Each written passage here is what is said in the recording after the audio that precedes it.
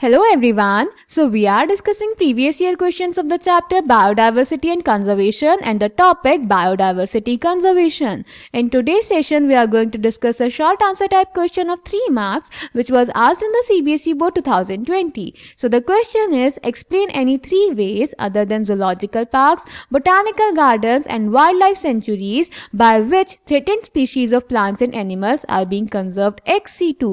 तो बेटा इस क्वेश्चन में हमें ex situ कंजर्वेशन के मेथड्स बताने हैं जूलॉजिकल पार्क्स, बोटानिकल गार्डन्स और वाइल्ड लाइफ सेंचुरीज के अलावा, जहां पे हम प्लांट्स और एनिमल्स की थ्रेटेंड स्पीशीज को कंजर्व कर सकते हैं. So let's check the answer. तो बेटा जूलॉजिकल पार्क्स, बोटानिकल गार्डन्स और वाइल्ड लाइफ सेंचुरीज के अलावा एक्स सिटू कंजर्वेशन के जो मेथड्स, टेक्निक्स हैं वो हैं cryopreservation, in vitro fertilisation, tissue culture and seed banks. बेटा एक्स सिटू कंजर्वेशन वो कंजर्वेशन मेथड है जहां पे हम किसी भी स्पीशीज का कंजर्वेशन उसकी नेचुरल हैबिटेट पे ना करके उसको उसकी नेचुरल हैबिटेट से निकाल के किसी और जगह पे स्पेशल केयर दे के कंजर्व करते हैं. उस मेथड को हम बोलते हैं एक्स सिटू कंजर्वेशन, जिसमें एक टेक्निक है क्रायो प्रिजर्वेशन. क्रायो प्रिजर्वेशन की हेल्प से हम थ्रेटेंड स्पीशीज के गैमीट्स को प्रिजर्व कर सकते हैं लैब कंडीशंस में. इन विट्रो फर्टिलाइजेशन में भी हम एग्स का फर्टिलाइजेशन कराते हैं लैब कंडीशंस में.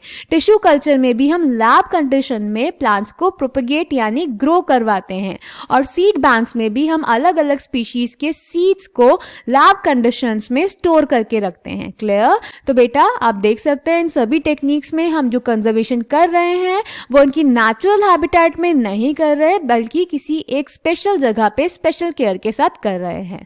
क्लियर बेटा? So the answer is gametes of threatened species can be preserved in viable and fertile condition for long periods using cryopreservation techniques. Eggs can be fertilized in vitro. Plants can be propagated using tissue culture methods. Seeds of different genetic strains of commercially important plants can be kept for long periods in seed banks. So I hope this question is clear to you. Thank you.